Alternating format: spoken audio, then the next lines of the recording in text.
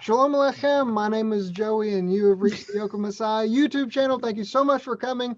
This is our Midrash of Parsha Chayei, Sarah. And so we're very excited to have you here, and we're going to kick it off with the blessing of the Torah. Please, everybody, jump in where you know to get in. Barku Adonai Hamvarach. Baruch Adonai Hamrak Le'elam Va'ed. Baruch atah Adonai Eloheinu melech haolam asher b'karbanu mikol ha'amim v'natan lanu et Torato. Baruch atah Adonai noten haTorah. Amen. Bless the Lord who is to be blessed. Bless the Lord. The Lord is to be blessed forever and ever. Blessed are you, O Lord our God, ruler of the universe, who chose us from all peoples and gave to us your Torah. Blessed are you, Lord, giver of the Torah. Amen. Amen. So, as I said, it's if I'm pronouncing this right, Parsha Chayei Sarah. Am I saying that right, Rabbi Glenn? Chayei Sarah. Thank you. What he said. And so, of course, for everybody following along, that starts in Genesis chapter 23, verse 1 through 16, which is the first aliyah. Would anybody like to start the reading this week? I can.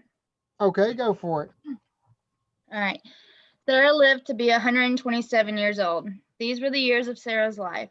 Sarah died in Kiryat Arba, also known as Hebron, in the land of Canaan, and Abraham came to mourn Sarah and weep for her.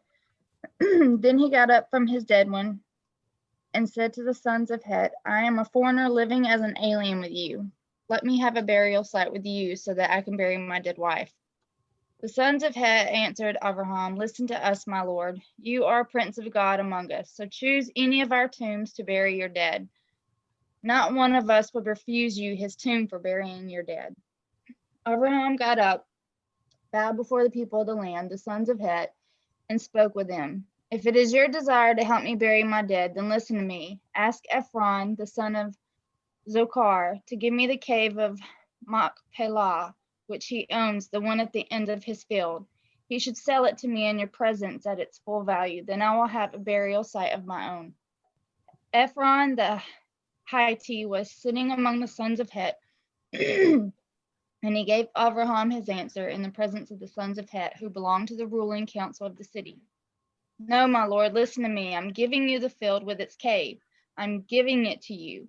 In the presence of my people, I give it to you. Abraham bowed before the people of the land and spoke to Ephron in their hearing. Please be good enough to listen to me. I will pay the price of the field. Accept it from me, and I will bury my dead there. But Ephron answered Abraham, My lord, listen to me. A plot of land worth 400 silver shekels. What is that between me and you? Just bury your dead. Abraham got the point of what Ephron had said, so he weighed out for Ephron the amount of money he had specified in the presence of the sons of Het, 400 silver shekels of the weight accepted among merchants, 10 pounds. All right.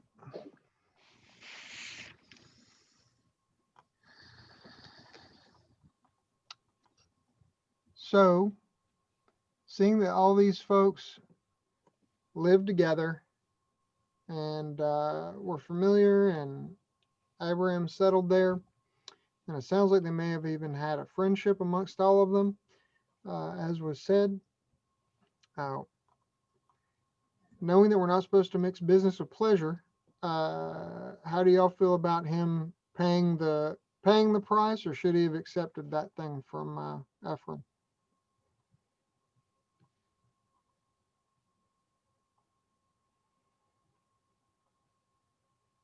Well, it makes me think that he didn't want any question later on, maybe whether he owned that piece of property or not that his wife was buried on. It's Right. like, yeah, you don't. There's no questioning, you know. Right. Not that this man wasn't being kind, offering the field, but he wanted it deeded to him. Right.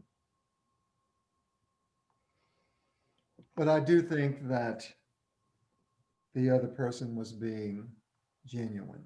Yeah. Honorable toward, I think he was being genuine. in making the offer. I Because agree. later he was buried there too. Because if any of you want to give me anything, I'm going to take it. Yeah. Especially if it's worth as much as 400 pieces of silver. Yes. No, I agree. I think Ephron's offer was legitimate, and I have no reason to doubt his motivation. Um, how many of us have, been in the situation where, you know, somebody gives us something and it's almost an embarrassment to have somebody, not that they were trying to shame you, but it's just a weird feeling that, me and my wife were talking about last night on Hanukkah and holidays like that. Our family has a hard and fast rule that it's like we give gifts to kids, we don't give gifts among the adults.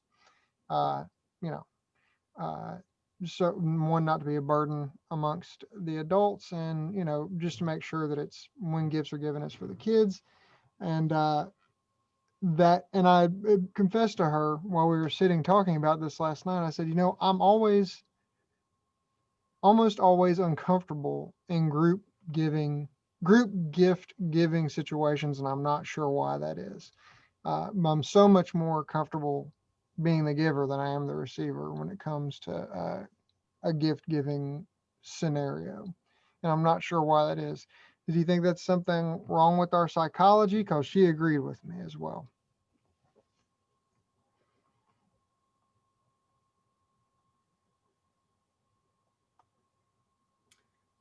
I think it takes just as much grace to give a gift as it does to receive.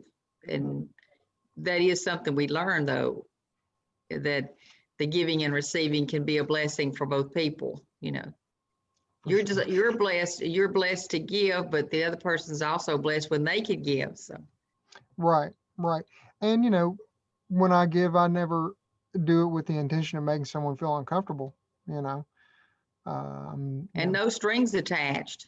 Right, right, I think I struggle with the receiving because I feel like I owe something every time. Even if right, there are no strings attached, there's always that I owe them, I owe them.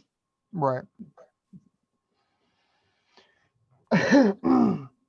And sometimes I've had people, if I give a gift, they'll almost immediately turn around and go do something and bring me a gift. That makes me uncomfortable, 'cause Right, right, I don't understand that process. But right, to have, if my husband had died or I had died and we didn't have property for that, I think we would want to buy that plot because this was our responsibility, to do it. right. Yes. That we'd want to do that. That's the last thing we could do for our mate, is bury them. Right.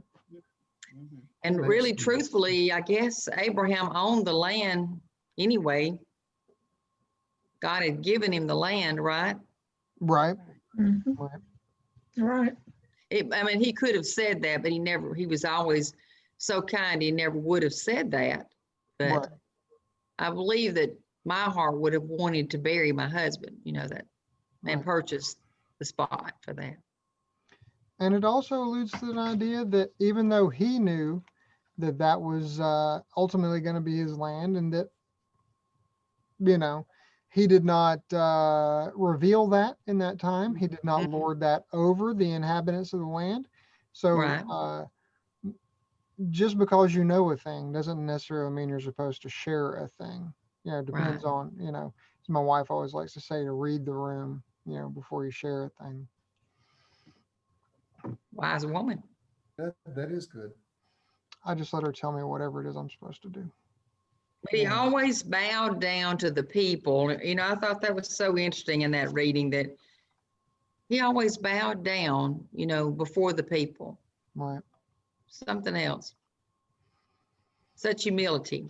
Right. Considering his stature, it reminds me of the Mashiach, that he would, I don't know, I would definitely, if Mashiach came to me with a cloth around his waist saying, I want to wash your feet, would be awful. I'd take a second, I give a second take to that right now if that happened, and said, I'm not worthy of this thing. But he says if he doesn't, if you don't allow him to do it, that you're not don't have a place in the kingdom of heaven. So maybe that's part of the importance of the humility and the grace that comes with receiving, as well as being willing to give. Well, we're all sitting in this room because, in the faith, Right, because we received, right, we received what we could not pay. right. Right. Mhm. The idea that grace is free, but it is not cheap. It's Right. true.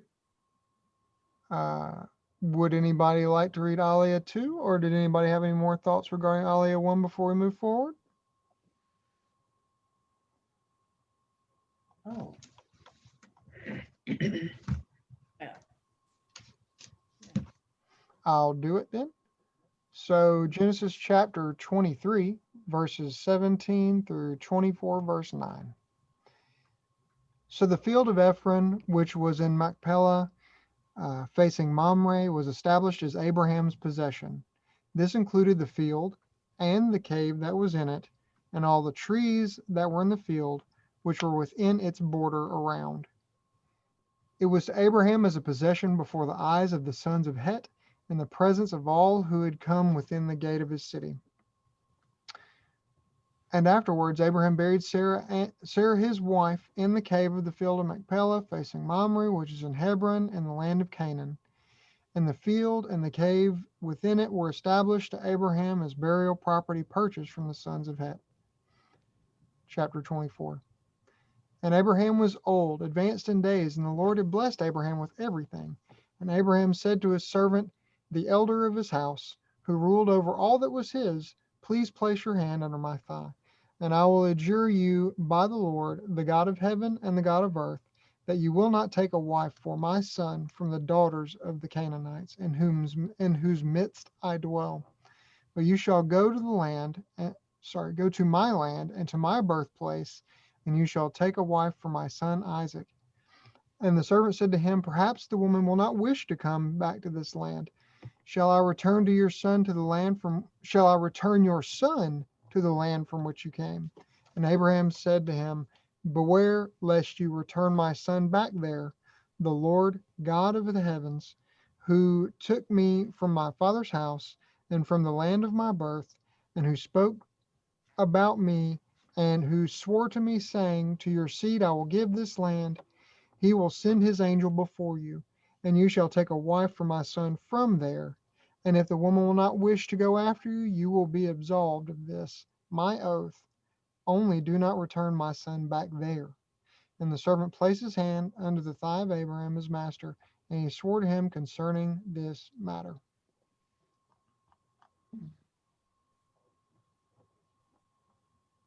So Abraham bought the field, and everybody knew it was his after that, to say the least.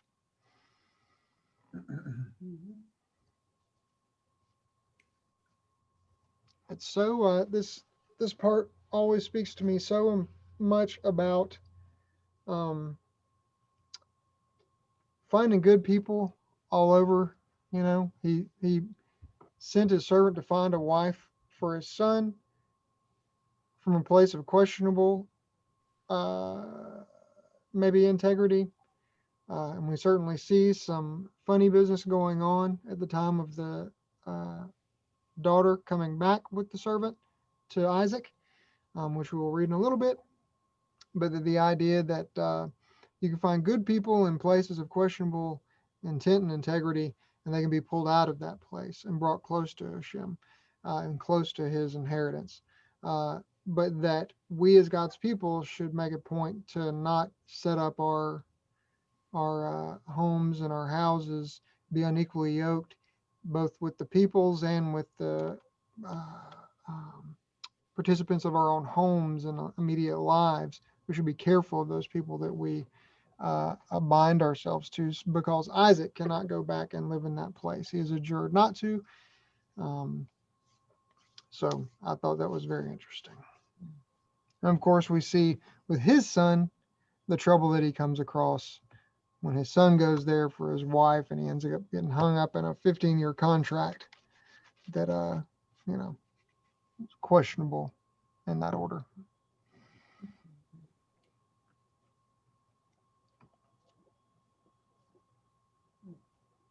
It's interesting. Older people that are nearing, well, they're in the, let's just say they're in the last sector of their lives, obviously. And they say things differently. They say, this is something I want you to pay attention to. This is what I do want. This is what I don't want. And again, this is, and this is, they're very declarative about these things. And it's important because with their wisdom, they're trying to say, I want things to be this way, and there's the reason for it. But irregardless whether you understand it or not, do exactly what I tell you to do. Right. That's what he's in essence saying. Don't take him back there. Right. Mhm. And Yes, don't get a wife from here. Don't Right. get away from here. Right. It's funny just, how the scriptures read differently to us just as we go through them year by year.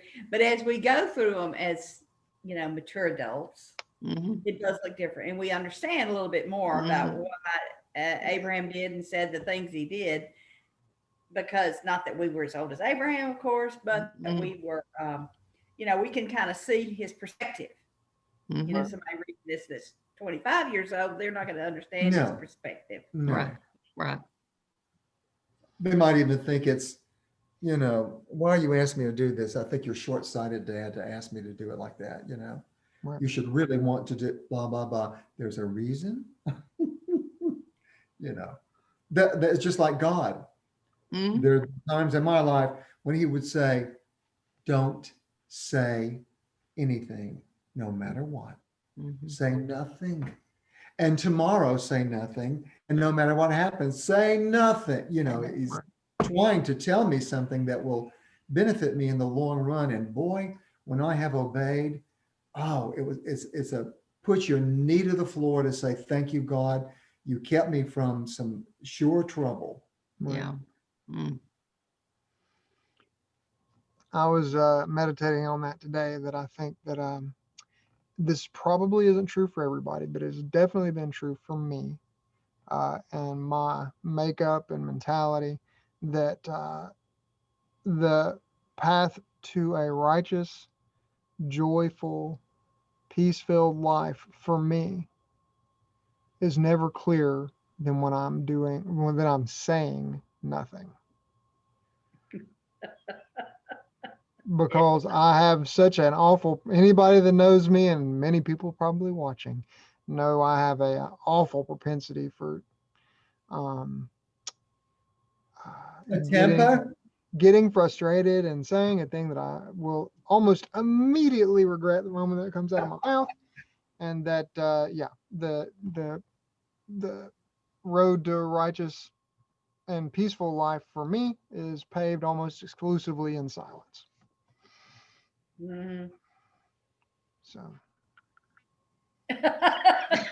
Somebody else had their hand raised. Or another way to look at it is Shall we all raise our hand? think before you speak. right. Think before, Uh-huh. weigh. And sometimes, well, if you're like me, I can't keep my mind attuned to weigh it. So I just don't say nothing. And that's the safety. But oh, that we could all get to the point where we would weigh what we should say and say it just that way rather than putting our twist to it. You know what I'm saying? Right.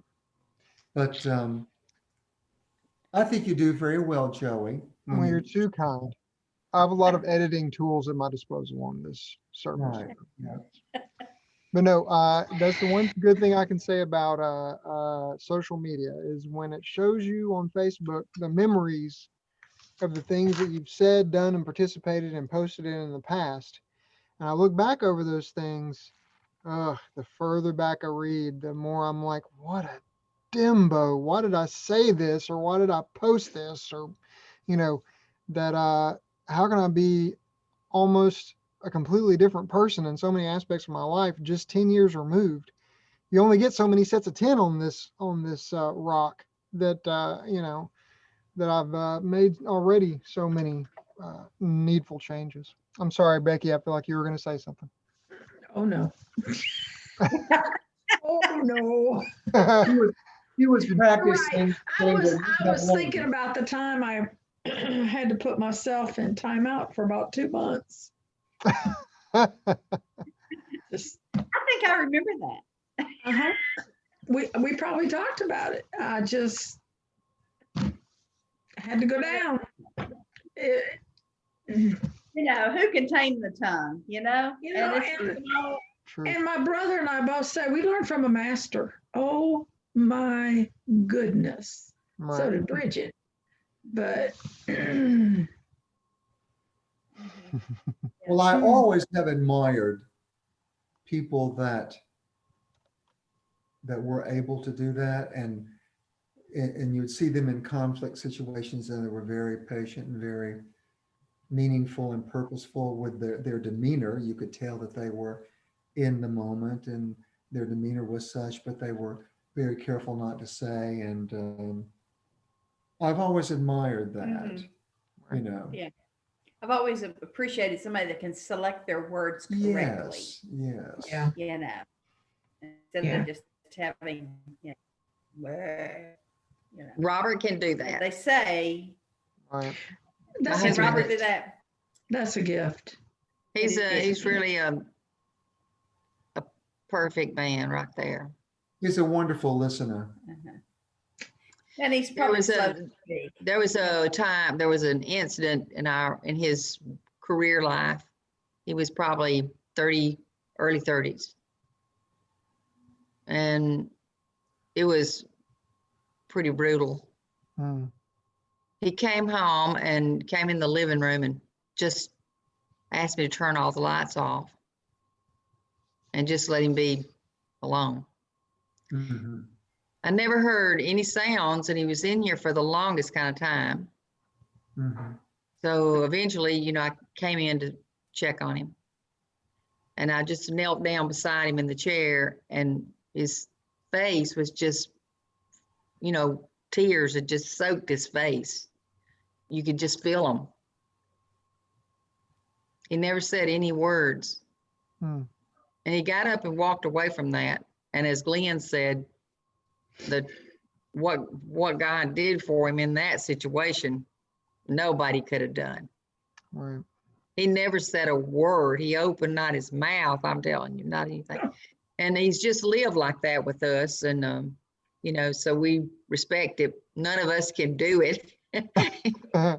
Yeah. So he I'm had, so glad you have him. but we sure have had a great example of that. Right. It's a tremendous, That's wonderful. powerful, it's a Yeah, powerful that's a- influence, Right. powerful influence. Right. Especially influence example to the children in this, and I think Yeah. that's lovely. And now the grandchildren. Mhm. Right. Yeah. And and my son said, "Mom, I think Daddy never sins." And I said, "I don't think he does either, but if he ever does, we're going to write it on the wall and never let him forget it." Nice. But it's wonderful to have a person like that, who can keep his, what is it? He's in his spirit's rules. It's composure. Mhm. That's wonderful. Mhm. Well, Yeah. certainly we see that this gentleman here, that in this Parsha, that Abraham's servant certainly was a person of integrity. That he ruled over Abraham's house, and that he could be trustworthy, that we could all be so trustworthy as to be sent on such a task to find a spouse for or if my boss came to me tomorrow and said, "Hey, I got this kid, I want you to go find a wife for him," I'm like, I can find a wife for him, but I don't know if that's going to be what he wants, you know, Yeah. or what Yeah. you want. But Right. clearly this man knew knew his master's heart, you know, to be able to be entrusted with this and know the nature of the person that he's supposed to be looking for. Oh, Yeah, and if I'm not mistaken, I think this servant was the one that would have inherited all of Abraham's. Yeah. yeah, right. that's what we've discussed in the recent past. 15:2. Uh-huh. 15:2. Eleazar. Thank you for finding that. So this guy he had a vested interest in Abraham's son getting a good wife, but he also, knew that with every step Abraham's son took, pushed him further away from the inheritance. Sure, You know. sure. He wasn't greedy then. He was just He was only Servant. a good servant. He only wanted the best for his master. Right, right. Yeah. Sanders's or Gibson, Mr. Gibson, do y'all have any thoughts or anything? Y'all been awful quiet for the last 2 minutes. Oh, I have perfect composure, so I don't really relate. Well, I think You lucky dog, Ben is you. I think Ben is a very purposeful, meditative person. He seems to No. be. You I got better ask- Joey. I got better Joey's ask- beat. Ooh, I don't know. We'll take a show of hands next time we can all get to synagogue together. I feel like I'm probably gonna lose/win that vote. Sanders, I saw you unmuted. Did y'all have something you wanted to add? No, I just know that I am definitely not one that has great composure. I feel like my emotions tend to rule more than they should. Right. Well, thank y'all all for crawling under the bus with me. At least I think this I just portion heard has made me him feel say, better. I Company. Well, she's not here, but Crystal does a good job of that. Crystal does a good job of letting stuff roll off of her Right, and treating the person like a person. right. And so I think that's why the Father put me with her. So 15 years of learning, I still haven't got it. I internalize so much.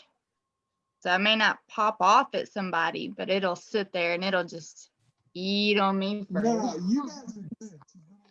A lot of times, thank Yeah. God, and speaking of the perfect spouses that we're talking about here in this Parsha, you know, for me, a lot of times, more often than not, I've employed my wife in the task of something will happen or something will concern me or whatever, and I will go to her and say, this happened.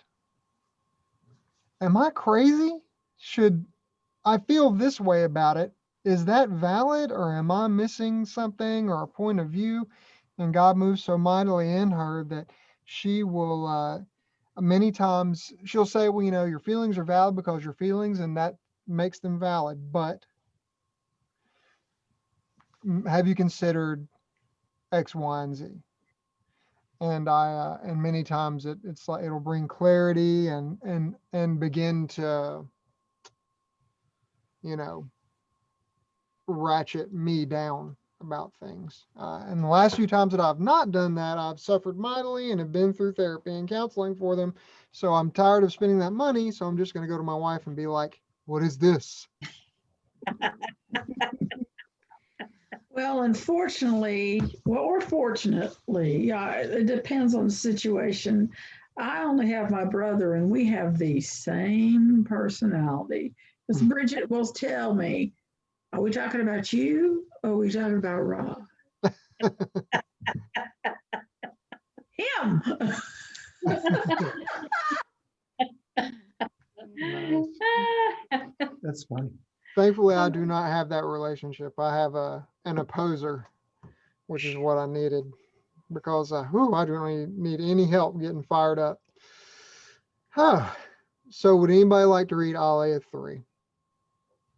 I can. If you can you tell me this? I- Can you tell me? Let's, Absolutely. It's Genesis chapter 24, verses 10 through 26. From the ESV, is that okay? Perfectly fine. Then the servant took 10 of his master's camels and departed, taking all sorts of choice gifts from his master. And he arose and went to Mesopotamia to the city of Nahor. And he came and he made the camels kneel down outside the city by the well of water at the time of evening, the time when women go out to draw water. And he said, O Lord, God of my master Abraham, please grant me success today and show steadfast love to my master Abraham. Behold, I'm standing by the spring of water, and the daughters of the men of the city are coming out to draw water. Let the young woman to whom I shall say, please let down your jar that I may drink, and who shall say, drink, and I will water your camels, let her be the one whom you've appointed for your servant Isaac. By this I shall know that you've shown steadfast love to my master. Before he had finished speaking, behold, Rebekah, who was born to Bethuel, the son of Milcah, the wife of Nahor, Abraham's brother, came out with her water jar on her shoulder. The young woman was very attractive in appearance, a maiden whom no man had known. She went down to the spring and filled her jar and came up. Then the servant ran to meet her and said, please give me a little water to drink from your jar. She said, drink, my lord. And she quickly let down her jar upon her hand and gave him a drink. When she had finished giving him a drink, she said, I'll draw water for your camels also until they're finished drinking. So she quickly emptied her jar into the trough and ran again to the well to draw water, and she drew for all of his camels. Is it further? It is through 26. The man gazed at her in silence to learn whether the Lord had prospered his journey or not. When the camels had finished drinking, the man took a gold ring weighing a half shekel and 2 bracelets for arms weighing 10 gold shekels, and said, please tell me whose daughter you are. Is there room in your father's house for us to spend the night? She said to him, I'm the daughter of Bethuel, the son of Milcah, whom she bore to Nabal. She added, we have plenty of both straw and fodder and room to spend the night. The man bowed his head and worshiped the Lord.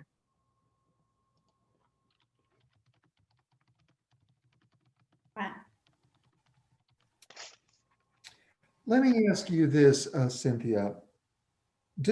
Was this guy, in essence, prophesying? I mean, in 14, and it will be that the maiden to whom I will say, lower your pitcher, blah, blah, blah, blah, blah. And he had not even finished. To me, he was in a way prophesying, and the one that does this, and that will be the, you know what I'm saying? It's kind of like a I mean, declaration, wasn't it? A crafted prayer, a declaration or a crafted kind of prayer, very specific, which Right. that's the kind of prayer that gets answered. Right. And when it gets answered, but it's more like a declaration, wasn't it? It's like a fleece almost. Well, Like, that's where you'll I'm do this, going. this, and this. You know. Right. Right. So, knowing that Hashem sends an angel ahead of him, either God inspires him with knowing what the angel would prompt this woman to do, or in some way the angel primes the pump for whatever it is his request is going to be to prove this woman's devotion or this woman's qualities, as it were. But as Glenn was saying, it is very prophetic what he said, very prophetic. But he declared it was going to be, or he crafted it just this way. Right. But let's think about his prayer. I mean, what a selfless and good man. It said, O Lord, the God of my master Abraham, please cause to happen to me today and perform loving kindness with my master Abraham. In other words, what a way to approach God, to say, she's been such a good lady, a good woman. Please prosper her in all her ways, Father. You know what I'm saying? Those selfless, I mean to say, prayers. I just think God loves that. I do too.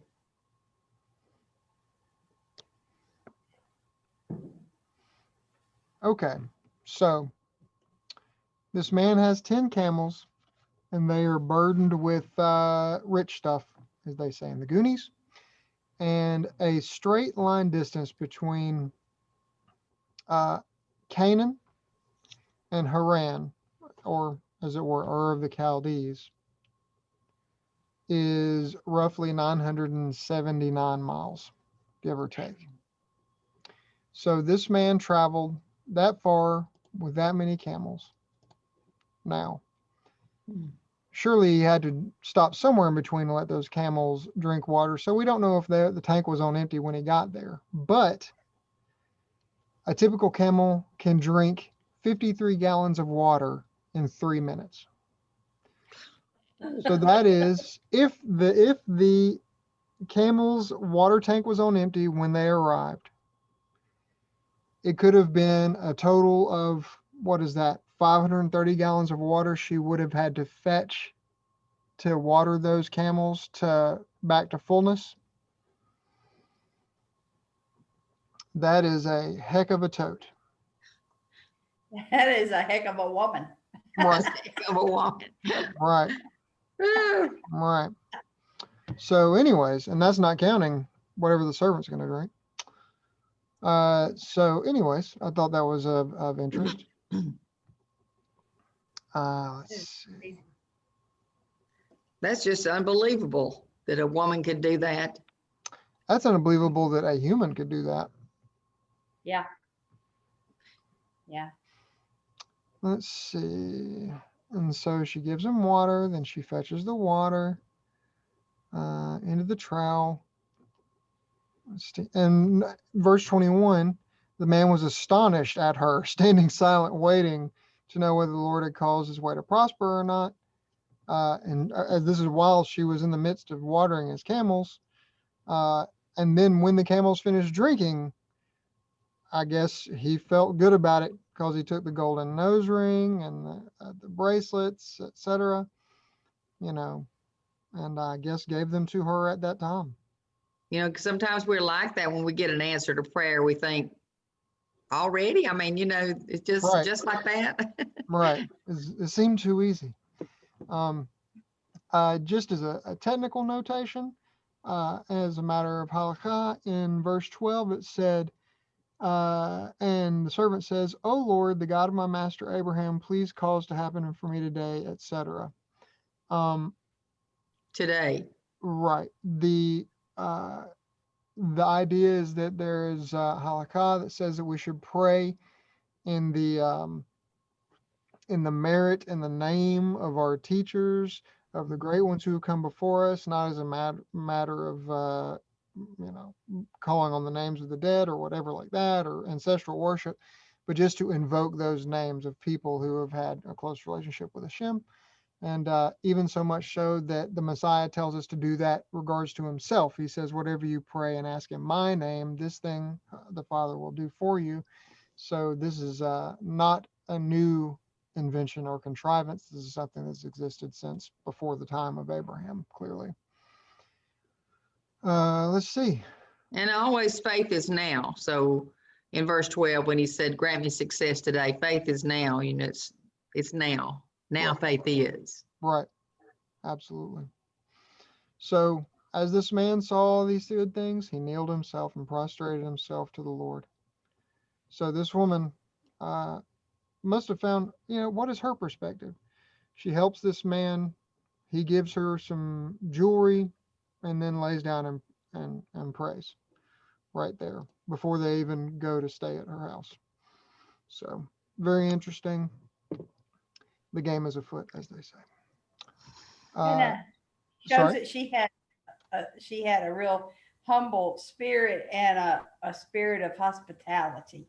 For sure. You know, we talked about that a couple of weeks ago. You know, I mean, after she did all this work, then she said, yeah, you can come to our house. And, you know, we have plenty of fodder, straw and fodder. Mhm, yeah. So she had a real spirit of hospitality. Mhm. Well, that seems like something that's strong in Abraham's family, and may very well be strong in that part of the world at this time, but it's certainly strong in this family at minimum. Mm-hmm. Excuse me. Does anybody have any thoughts on Aliyah 3? Would they like to expound upon before we move to Aliyah 4? Says the 10 gold shekels of her bracelet was an allusion to the 10 Commandments. Hmm. So says the rabbi. Interesting. I had not considered that. Oh. Ow, ow, ow. And- Cramp. Yeah. Cramp. Um, Yeah, just thinking about at the time, a nose ring. Yeah, it's interesting. That's what I was fixing to ask. Do you think it was a pierced nose or just a loop that basically clung to part of the ear? I'm glad you asked because I had the same thought earlier today and just now, and I didn't feel like it was a good enough question to ask, but thank you for asking because that I had the same one.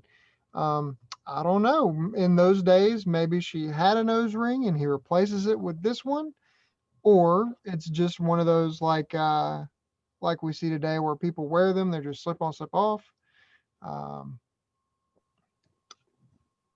Surely he didn't say, "Hey, pleased to meet you. I like the cut of your jib. Now let me jam this through your face." No, a little side note in this Bible I've got here says that a nose ring was as much a part of a woman's jewelry as earrings today. So it very well could have been pierced. Yeah. She may have already had one in there. Right. Yeah. Yeah. I was thinking pierced because I had a note from 24:9 where it says under the thigh, where the servant puts his hand under there, and that was a custom, and it's done even in India today. And I know a lot of women from India will adorn those as well on the nose. So I took it as if that's a custom and it's still in India, maybe that's also a custom with the nose ring. Specifically for married women Yeah. or just to all women? I think it was probably there and then it was replaced from one by him. Just like women wear rings today, but then you take the one from the man, I guess. I don't know. Yeah, so I took it as it could possibly be the pierced version. Right. Well, it seems like it'd be a lot easier to lose if it weren't. Yeah. Not that I have a vast experience with nose piercings. It's kind of like the wedding ring. You know, you got your engagement ring, and then you shove in another one over there, and then you got your wedding band. She's taken. Right. How far away is Syria from? I can promise you I will never give you a nose ring. No, I don't want one. She's I wouldn't. waiting for a new one on the finger. Yeah. What were you saying, Becky? When was Somewhere she I get? Are you saw- gonna get I a? thought she was Are you still- getting a new one for your finger? No. I wouldn't be so hasty Sorry. saying no. Oh, I know. I thought I saw somewhere where they were from. The area is Syria. Here, Rebecca the Syrian was the granddaughter of Nahor, Abraham's brother. Well, Abraham's brother. if there is two, their original starting point was Ur of the Chaldees, but then Abraham's dad gathered up Abraham, Lot, Abraham's brother, Sarah, and then moved them to, was it Haran? Mhm. Which was I in think so. Syria, Mhm. Syria, north of Israel. Okay. And so it could have either he went up the King's Highway or he crossed, or he very well could have gone up and back down again, which would have been the easiest route to take, but also the longest route to take. Yeah. If he went all the way back to Ur of Chaldees. So it depends on where his family laid down their roots and if they were in Haran or still Ur. I've seen it both, not in this instance, but I've seen it both ways. Jewelry is very, very important to something that Sherry said. Jewelry is extremely important to Indian women. Really. Very. very. They're always Because, adorned in beautiful jewelry. All the Indian folk that I know. well, that's you. What you see is not what's in the the vault. Because if something happens to their husbands, they have all that gold to fall back on, and it's not, and it's 22 karat gold. Is that better or worse than 14? It's way better. It's way better. It has a lot more gold content in it. Oh, okay. It's not cut with other things. Uh-uh. Okay. Uh-uh. Well, you learn something every day.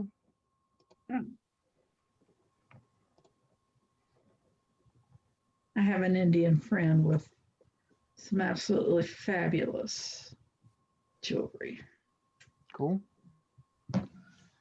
All our friends at the local Indian restaurant that we go to, the women, the Indian ladies that work there, all wear nice stuff. And my friend knows all of them, and yeah. Yeah, they're super sweet people. All right. Shout outs if you're in the Birmingham metro area, go to Silver Coin Indian Restaurant. They'll treat you Yep. Silver Coin. well. In Hoover, Alabama. Are y'all eating out in restaurants yet? No, ma'am, not us. I have twice. More power to those who do. We just have not been. I go to the bistro when I have the money. Which bistro? did the Black drive-through at Rock. Chick-fil-A. Downtown. Yeah, that's good, Ben. All Yeah, right. that's good. Well, let's hit up Aliyah 4 in Genesis 24, verse 27 through 52. Who would like to read it? I can read it. All right, let's go. I'll give it a shot.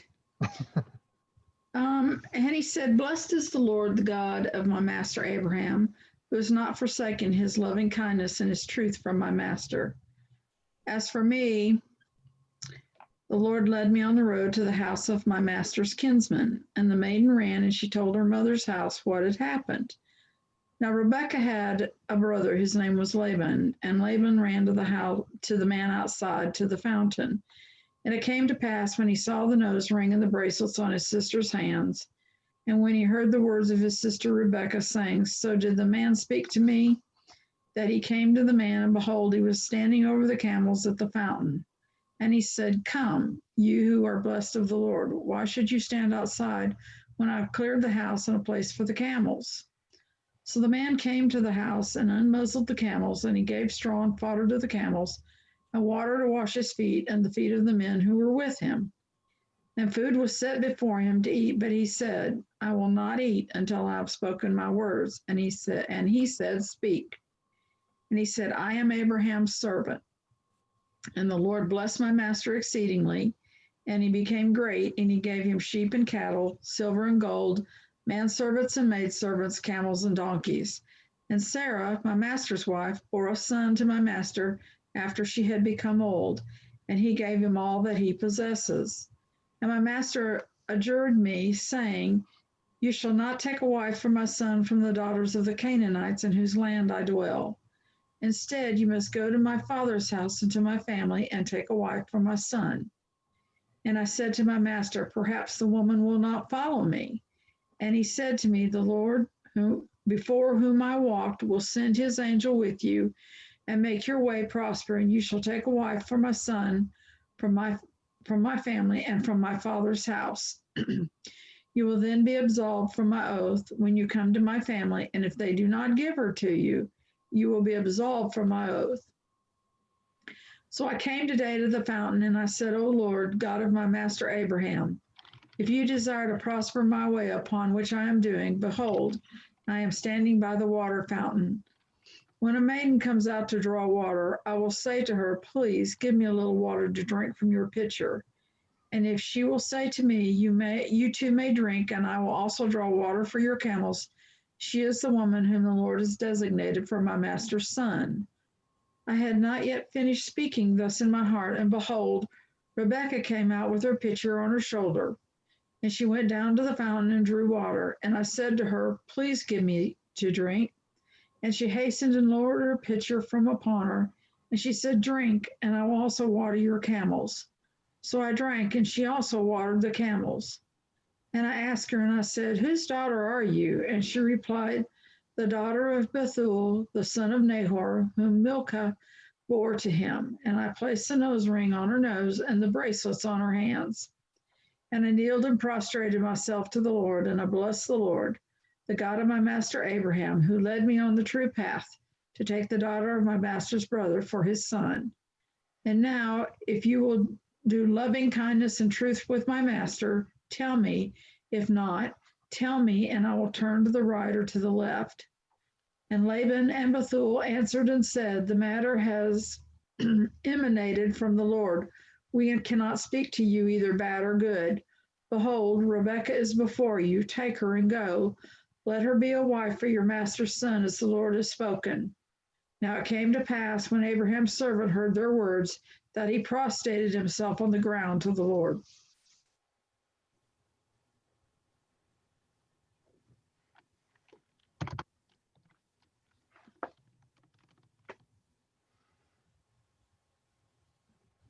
Does anybody get the feeling that he did not? I feel like in verse 50, he did not get he got the answer he wanted, but it didn't sound like he got, as we call it, the warm, fuzzy answer. Because it says, the matter is emanated from the Lord. We cannot speak to you either good or bad or good regarding the thing. It's almost like, well, you said this from the Lord, and clearly you prayed and this happened, et cetera, et cetera. Now it requires a measure of faith on their part. But they say, well, we can't say yay or nay, good or bad on it, you know. Does anybody feel that way? I've never thought about that or never had that feeling until just now when I was reading it. I figured their socks were knocked off. You think so? I mean, some dude with a bunch of camels shows up, giving their sister and daughter their jewelry. Who are you? They put it together that Abraham was her uncle. I'm assuming they know who Abraham is, so.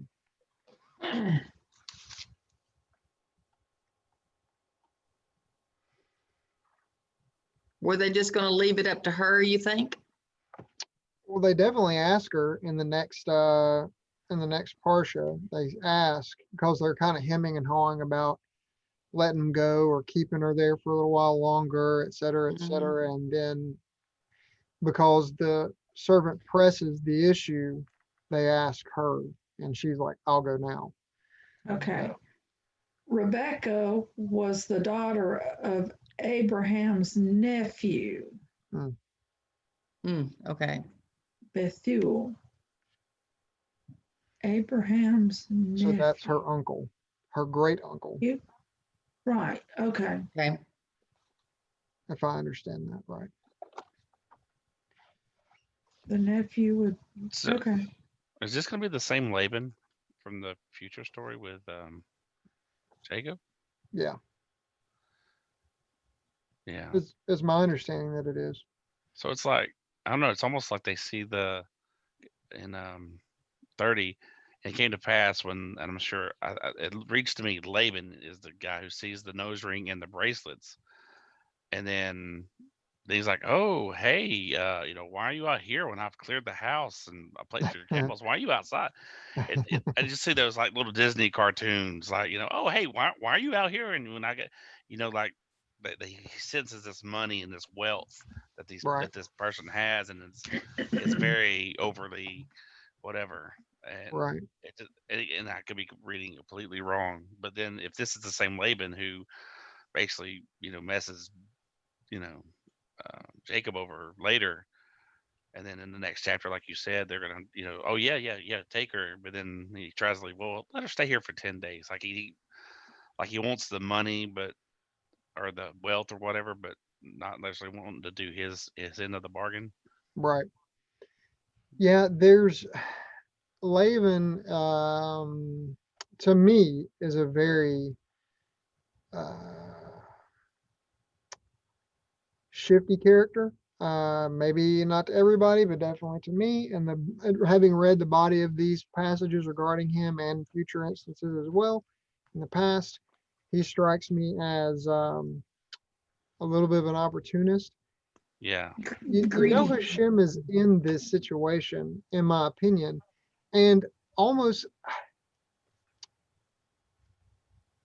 this is not a criticism. Clearly, the servant of the Lord is coming there with pure intentions. His prayer has been answered, and he's delivering this message to the people. But he's already doing it from their front room, so he's already in the house. There's a part of me that's almost like, don't tell them everything right up front, because you don't want to basically buy the girl. You want to like hedge your bets and check these people out and make sure is there some other nastiness about them or whatever. But he just comes in there and like, Tells it all. yeah, just tells them everything. And I'm just like, should we play our cards a little closer to the vest? I don't know. Don't give away the whole farm, on the first conversation kind of thing. But You then know, again, it sounds like a guy who might be fasting. So questions whether or not his all of his faculties are with him in that moment, that he's like, let me just go ahead and tell you everything because I've been told I can't eat until I tell you everything. So I'm going to tell you everything now because I'm hungry. Well, but by the way that he said it and the way he's said everything, their response was obviously, Right. this is something of God God. ordained. This is emanated from God. What can we say to the right or the left or the good or bad? It's from God. Right. I think he may have recognized it to that point, but like you say, Yeah, in they didn't time to go, oh, come, glorious, Father who has hooked our sister up, that's in right. this blessing situation. They're like, well, Yeah, I mean, if it came from the mouth of him, I guess, I mean, we can't say anything good or bad about that. That's the Right. picture right. I'm getting too. Because you're saying like the Eleazar dude, I think he's just putting it out on the table, Joey, because he's like, this- I don't know how to say this. I think he's just coming in with the truth. Hey, here's the truth. I prayed Right. about this to the creator of all, and he's either going to hook me up or he's not. Right. Right. Kind of thing. Unlike Abraham in some instances where, Abraham was promised to be this father of these generations. But when it came to, he got scared of the two kings and Right. lied Right. to try to save his own life, even though he was told he was going to be a father in the future. Right. He tried to save his own life by lying. This guy Right. just come up and just, hey, here's the truth. Right. Here's what's happening, and balls in your court, and they were left like, well, I guess we'll just take the money, and Right. here's our sister. Well, there's almost a part of me that, and maybe this shows how Laban-y I am. But there's almost a part of me that's like, I was told that God was going to send a messenger to you before I got here. I know what he's supposed to say. Can you tell me what he said? And basically let them play their cards first and be like, well, this is the thing, and we're gonna do this, you're gonna do this and that, and they're gonna come from here, and blah blah blah and blah, and this is how it's gonna be. And then be like, yes, I agree, our stories match. Okay, we're all on the same page. But Right. yeah. Right. But isn't that you trying to uh, bring it down to your level where you have a little bit of control? Oh, absolutely. Instead of just Exactly. loosening it up and putting it out there and just letting Yes. Yes. letting the father You're do his thing, which is hard you're to right. do. I'm not, Yes. yeah, You know, I'm not maybe coming they against did. you. I'm just saying that that's Oh what no, no, no. I maybe don't this take it that guy. way at all. See, and now maybe this is something I need correction in my heart about. When I get into a bargaining situation, regardless of where I know if how the outcome's going to be, I will play very cagey. And so to me, even if I know God is in a thing and I'm playing cagey, I always think to myself in the back of my mind, and maybe this is an excuse. Again, maybe this is very Labanish of me. Uh, I'm thinking to myself, well, I know what's going to happen, or I know what's supposed to happen, but let me be wise as a serpent and gentle as a dove. So I'm not going to be hateful. I'm not going to be threatening. but I'm definitely gonna slink and slide around this situation a little bit.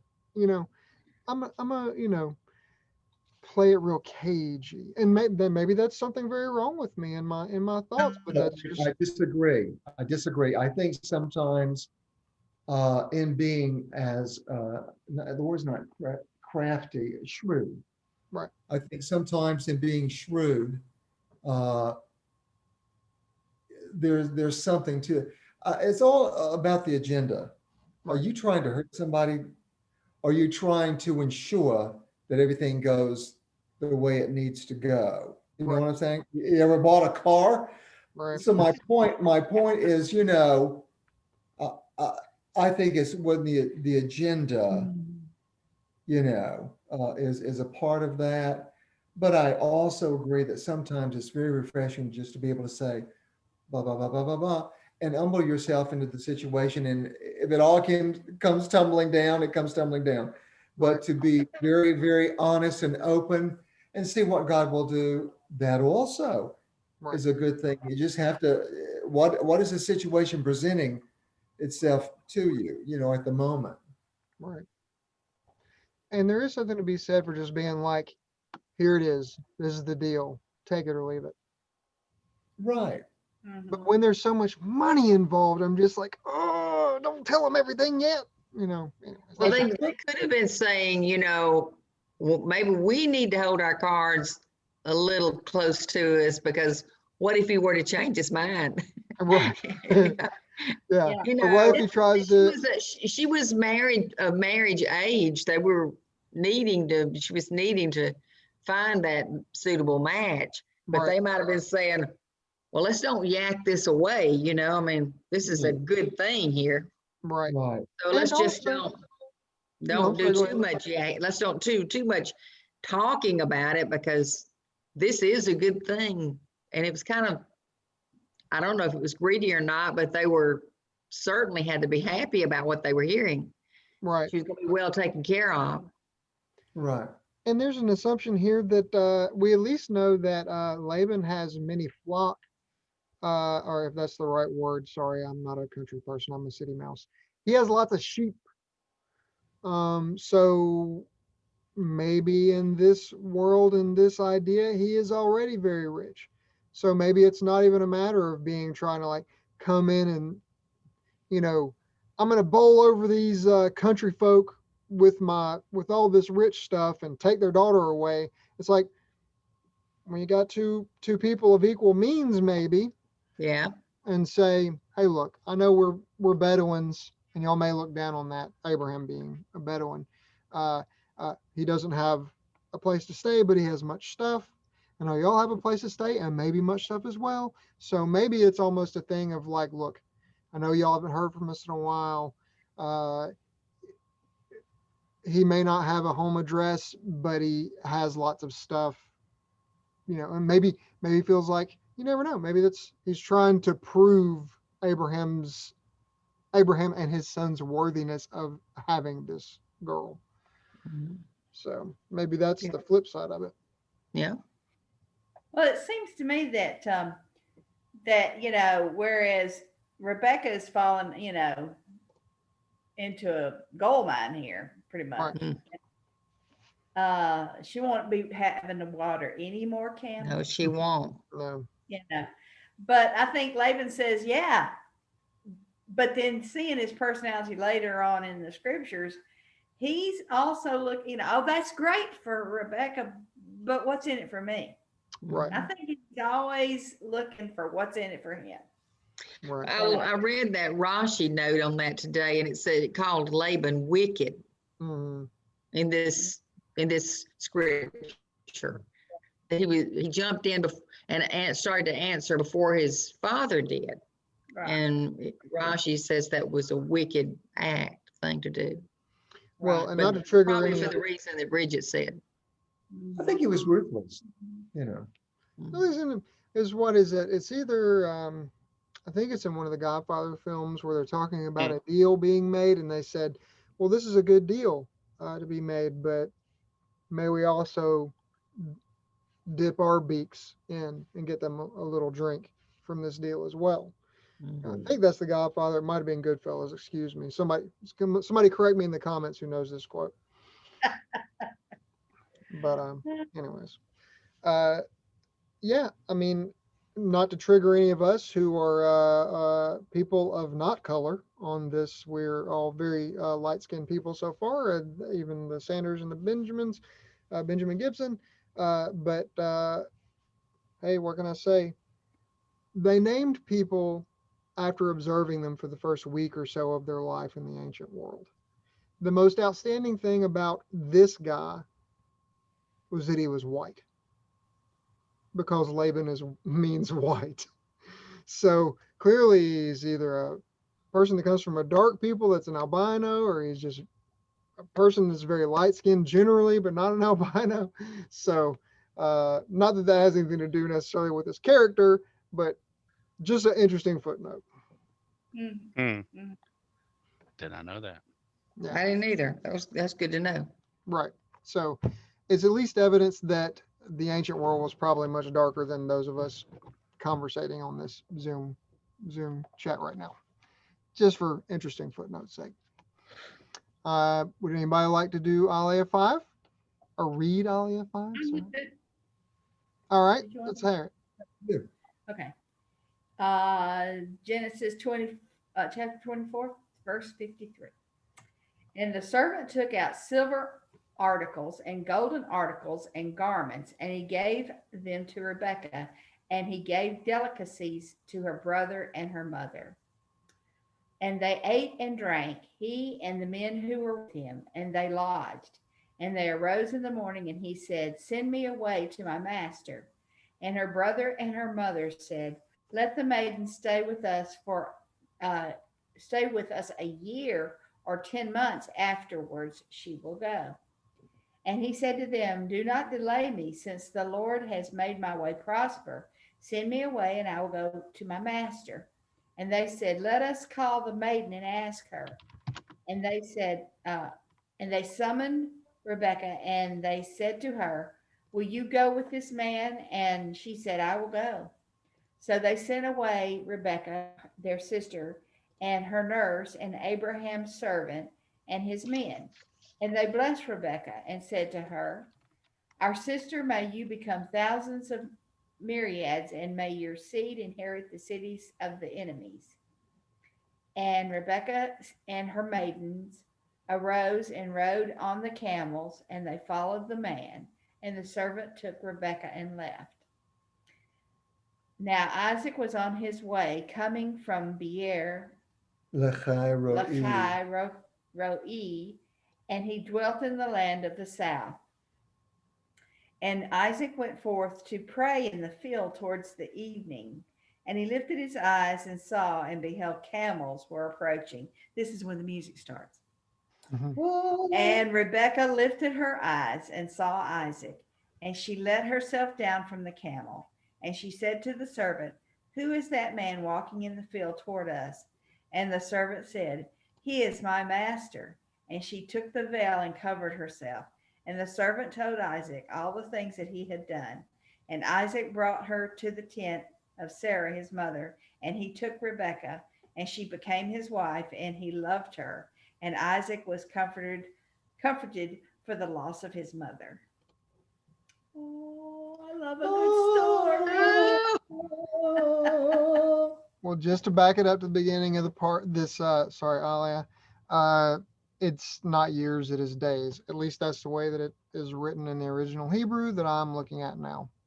So What My verse? Bible says 10 days. yeah, it says stay with us a year or 10 months. That's what this translation says. Uh-huh. The literal says damsel abide day of 10. So is it 10 days? Yeah, it's days. It's not, it's yom, which is days. Yeah. The For ESV days. says 10 days, yeah. But when I saw a year here, I was like, wait a minute, that's not right. But that's a long distance to come 10 days. I mean, if you go home and you come back in 10 days, that's a long trip. Were they Absolutely. suggesting go home and leave her, or everyone stay for 10 more days. I don't know. I if that think so, matters or yeah. not. I would Is not it leave and come like- back.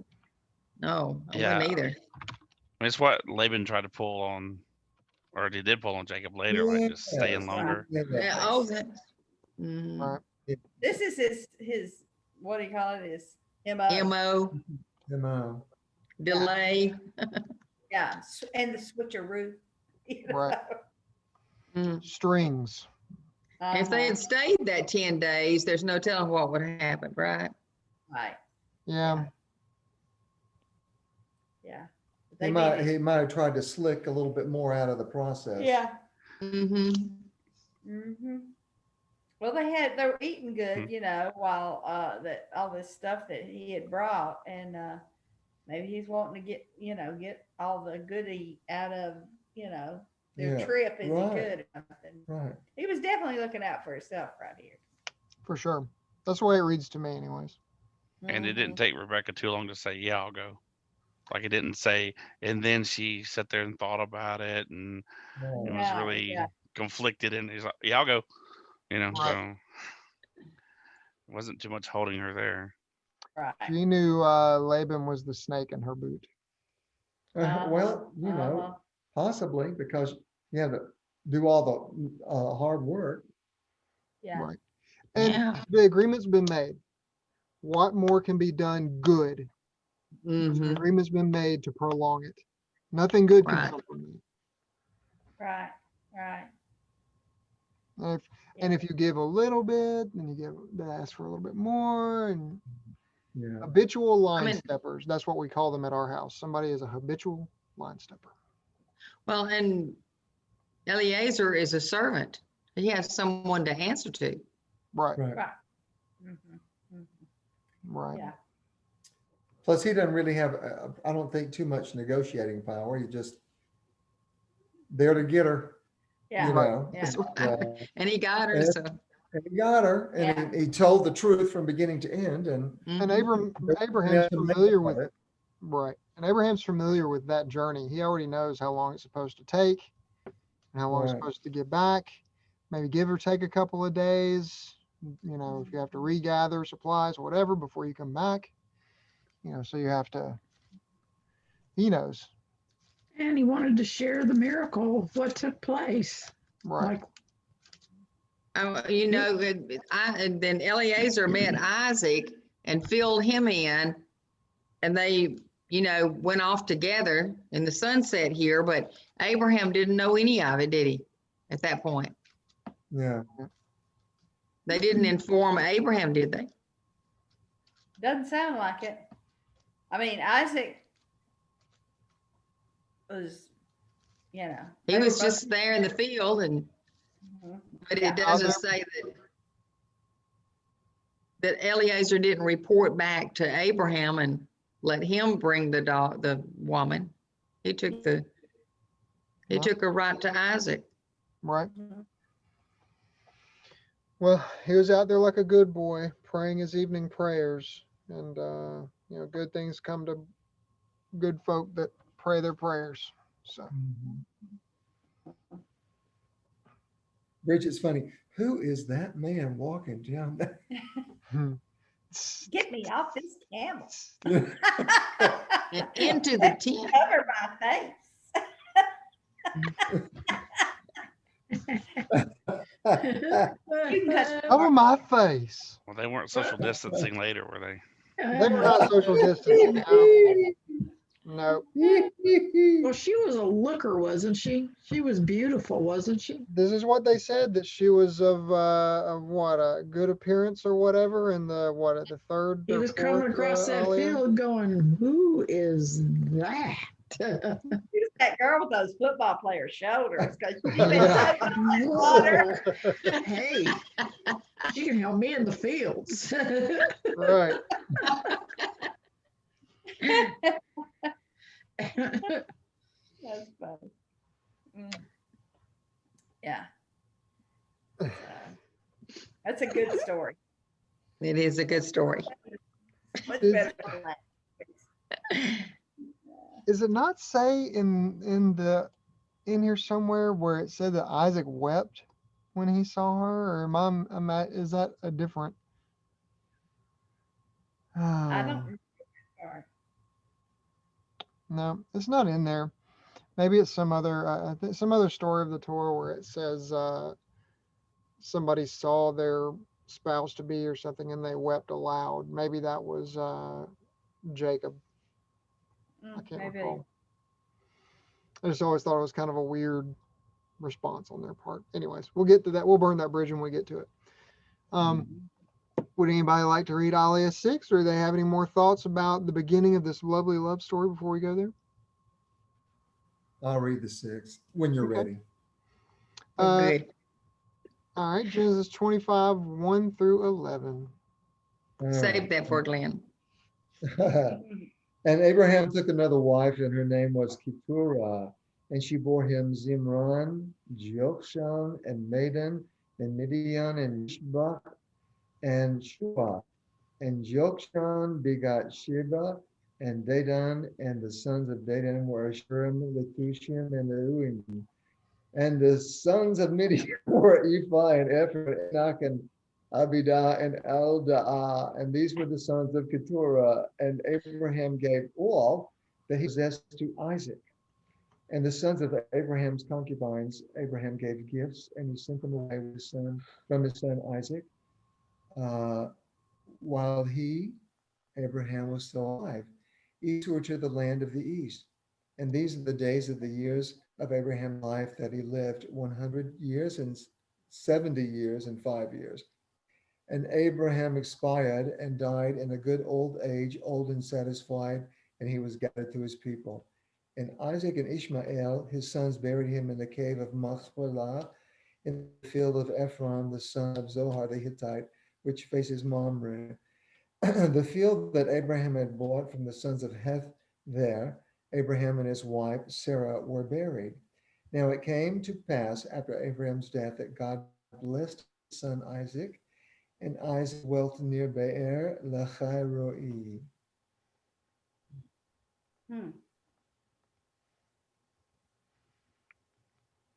All right. Well, starting back at the tippy top, does anybody want to discuss Keturah, this mystery woman that we meet here?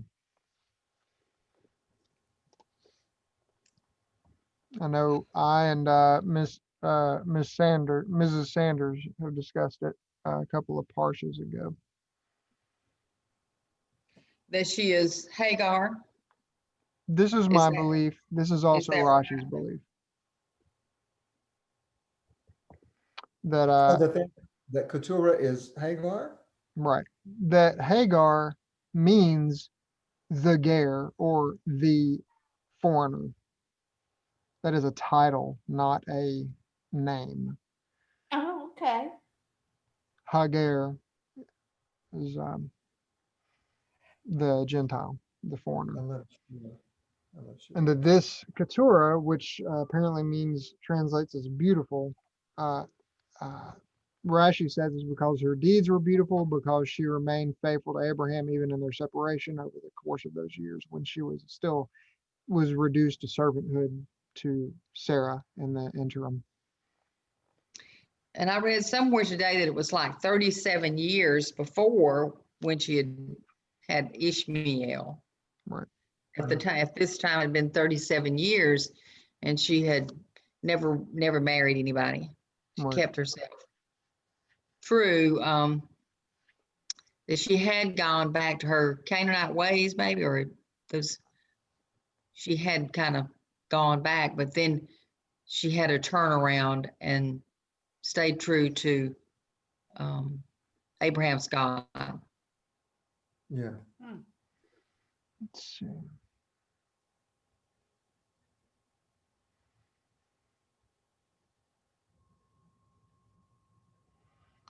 Man, this if Keturah is Hagar, she bore 7 sons to Abraham. No wonder there's one Jewish state, and what is it surrounded by? 12 Ishmaelite states. That's probably not the right word, but Arab states is what they call them now. You know, there's from the start here, we're talking about a 1-to-7 ratio. I wondered about verse 5, Joey. Abraham gave all he had to Isaac. What does that exactly mean? Well, I think that, just as it says that he did give everything to Isaac, but clearly he did give some things to the sons of Keturah. Because, let's see, to the sons of Abraham's concubine, Abraham gave gifts, and he sent them away from his son Isaac while Abraham was still alive, eastward to the land of the east, which again makes sense Ishmael. because the nations of the Arab states are all east of Mhm. Israel, even to this day. Even to this day. Right. So, So, Because that was a What- prophecy about Ishmael and his Right. descendants. They'll live to the east of or in the face of Abraham, Isaac, and Jacob, right. like And forever. even, and there's Bro. even like 12, ends up being the 12 children of Abraham, children of Israel, the sons of Jacob. There ends up being 12 princes that come from this woman that's a match for them down through history. So God Wow. actually kind of does like an almost like, I'm not even saying in such a way to be like he has the good 12 and the bad 12. No, I'm just saying he has like the promised 12 and the other 12 that he made promises to bless them, etc. as well. He said that he would make him a great nation as well. Right, So I think that's where it came into play. It paralleled it. right. but Isaac was really his only heir to everything he had, right? Right. Firstborn, yeah. He was the child of promise, as is said. And was the heir of everything Right. Right. And the one who has prophesied the whole world will be blessed. through Through him. you and your seed singular, the whole world will be blessed. And of course, the Brit Hadashah, the New Testament, extrapolates that out to the idea that the actual seed and singular being referred to here is the Messiah himself, who would Mhm. come through Isaac. Isaac. So, but this brother lived to 175 years. Mm. To me, for what it's worth, for all the drama that has come from these two stepsons of, half brothers, I guess you would say, Isaac and Ishmael, that they're both together burying Abraham in the cave of Machpelah next to Mhm. Yeah. his first wife. And I don't know. Maybe I'm just being whatever, but I just always think that's a beautiful picture. And that, we have how good and pleasant it is for brothers to dwell together in unity. I'm hoping this is a picture we're going to come back to when all of Abraham's children, Jew and non-Jew, will come together and worship the God of Abraham together in unity. Does it say how Abraham and Keturah were reunited if this was Hagar? It does not. Not that I'm aware of. Does anybody know of any scriptural reference? I am not familiar. Let's see. Let's do a quick Google. Or not Google, but I'm going to search Blue Letter Bible for Keturah references.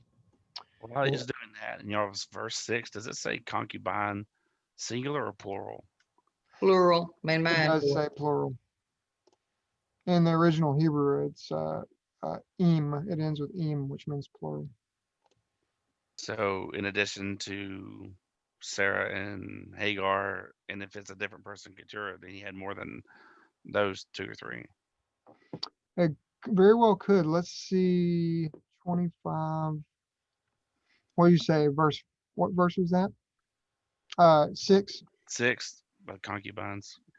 Because it's like, yeah. Like, are those his sons that he's giving gifts to and then sending them away from Isaac? Or they just happen to be the sons of his concubines? I don't know how the concubines work. Well, Rashi covers it a little bit. Let's see. What's he say? It says this word, it's spelled in Hebrew, is spelled something because there's not only one concubine. It's missing the yud. That was Hagar, who was identical to with Keturah. The yud denoting the plural is absent. Hence, Rashi understands that the word in Hebrew denotes the singular. It says in our Torah scroll, Plene, I don't know what that is. The spelling appears. Wives are those who are a marriage contract, whereas concubines have no marriage contract, as in it regarding David's wives and his concubines. So I guess in the Hebrew, it has no yud, which makes it not plural. Because that would make more sense. That would reinforce the first 2 or 3 verses. Uh-huh. Uh-huh. But if not, then it just throws in there in a verse, oh, and the other ladies he was with. you know. Uh-huh. So, because I was starting to try to figure this out, like when they say like when a couple out of like an older couple, when the guy dies, the woman will live a lot longer than if the woman dies, the guy living. Did I say that right? The guy will die I know what very you mean. short. The guy will die very shortly after the wife, but the wife typically will live longer without the guy than the. But he lived, a good bit. It seems afterwards. But then again, he was remarried and/or he had concubines. If verse 6 is indeed plural. Well, in the beginning, it said it's not good for a man to be alone. Doesn't say that about a woman. Yeah. Or maybe that's the secret to longevity. It's not good for a man to be alone. But a woman, she doesn't say that about her. Of course, if he's not going to be alone, he has to marry, of course. Yeah. The word here in the original Hebrew context is pelegshim, if I'm saying that right. I'm still a very early student to Hebrew, which the im at the end of that word, as it's written in the actual sentence, typically means plural. So, but here in the Strongs regarding this verse, it spells it 2 different ways. So I don't know if there's a conflict or if there's 2 different, like the way it's recorded 2 different ways in the original Hebrew, or different versions of the Hebrew scriptures record it is Pelagshim versus Pelagish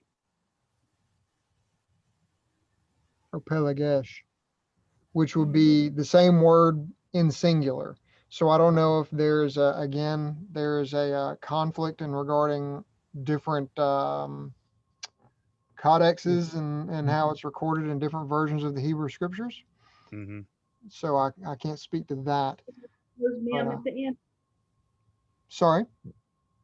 Oh, I was just asking him if that was a closed mem at the end. It is. Yes. Let's see. And Strong seems to treat it with this in the singular, refers to it in the singular. Singular concubines, singular paramour, uncertain derivation concubine, or paramour. So they seem to, Strong's leans to the singular. So I can't say why they're, it does not give reason as to why they feel that way about it. Can I read this from the Kabbalah about Keturah? Sure. About Keturah. Go right ahead. It says in Genesis 21:1, we've already passed that. We learned that Abraham remarried 3 years after the death of Sarah. He married Keturah, who bore him 6 children. But who exactly was Keturah and why did Abraham marry her? What pushed him to have 6 more children so late in life? So Rashi tells us that Keturah was one and the same as Hagar, Mm-hmm. whom Abraham had married more than 50 years prior when he was 85 years of age, and who bore his firstborn Ishmael. So why the change of the name? To teach us that she was pure and good, like the incense that was offered to God in the altar in the holy temple. You might recall that Hagar had been chased out of Abraham's home when her son was misbehaving, and they were separated for all that time. But if Abraham had intended to remarry Hagar after Sarah died, why did he wait till Isaac was married 3 years? It says, interestingly, Isaac was the matchmaker. Soon after his mother's passing, he traveled to Hagar and brought her back to Abraham's home. He obviously had positive feelings toward his stepmother and considered her worthy of remarrying his father after his own mother had passed away. But he chose to wait till Isaac was married before he himself remarried. And he says it was important to have children because, that was the commandment, to be fruitful and multiply and replenish the earth. Right. So go have babies. So they did. And then it says overpopulation is not a worry for God. It is his desire that the world be full of human beings who are decent and good. The world is big enough for all of us. That's good, isn't it? The honestly, I'm always to the leaning that Keturah is Hagar. In First Chronicles 1:30, verse 32, it says, "Now the sons born to Keturah, Abraham's concubine, were Zimram, Jokshan, Medan, Midian, Ishbak, and Shua. The sons of Jokshan were Sheba and Dedan." If this is Keturah, for some reason, or if this is Hagar as Keturah, it does not list Ishmael as one of her sons. So normally I would say, well, that can be explained away because that child was basically an adopted child of Sarah. Yeah. But then Sarah has Abraham send both the child and the mother away. So I don't know if that's supposed to be counted as her child, then that's cold-blooded, as they say. I've put it all together in my brain like this. If it is singular in Mhm. verse 6, then I would say that would more clearly refer back to verse 1, which is now calling Keturah the concubine, which Mhm. is a clue because verse 1 says wife, but now it's saying concubine.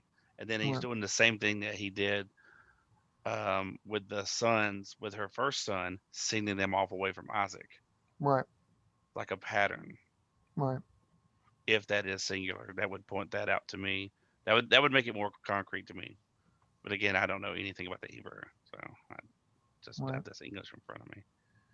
Yeah, as I said, I looked at it and I don't see it seems to be in dispute. So the fact that in that word concubine, there's some apparently manuscripts that say singular and some that say plural. So I can't absolutely say with absolute specificity as to which it is. But either which way, we know the story remains the same. That that Abraham gives all of his stuff to Isaac, and then he sends the sons of concubines, singular or plural, elsewhere because he doesn't, especially in his death, if he knows he's close to death, he doesn't want conflict to arise amongst all these people. That why should we be second class citizens? Blah blah blah blah blah.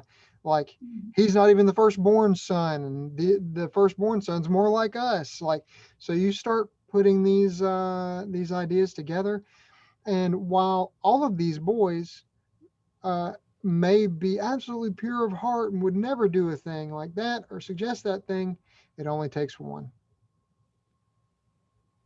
to get a little greedy, start to poison the minds. Well, what if we do this or should do this, or why should it be this way? Why not us?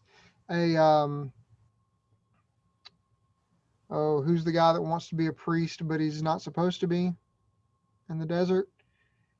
Who builds an insurrection against Moses and Aaron? I can't think of his name. The earth swallows them up, him and all of his guys. No, they burn to death and their families get swallowed up. Korah? Dathan? Korah's rebellion. Korah. And Korah's rebellion. So Korah. it seems like it might, you just don't want to leave loose ends if you can help it. But anywho's, we have come all the way to the 6th Alia, and I say, even though we only have one left to go, I say we call it here if y'all are comfortable with that. I'm comfortable with that. I'm Okay. comfortable. And we will pick it up next year, Alia 7. We're going to go deep on Alia 7 next year. Next year? Oh, next year. So put it in your calendar next year, this time. Well, thank you all so much for visiting with us here at the Yoke Messiah YouTube channel. If you need to reach us directly, you can at yokeofmessiah@gmail.com. We would love to hear from you, and we always avail ourselves to you. And if you would like to continue this conversation and maybe even talk about Alia 7, you can reach us at facebook.com/groups/Yoke of Messiah. Just ask to join. We'll have you in, and we'll have a good conversation about all that. If you would like to visit with us, we'd love to have you there and have you join our community. So thank you again so much for visiting with us. It's been a blessing to bring this to you. And if you have any thoughts that we may have missed or some points of view that we would like to share, please feel free to put them in the comments below. I would love to see any and every other thought and point of view that there can be to be had for this Parsha. So thanks again so much for visiting. Shalom Aleichem.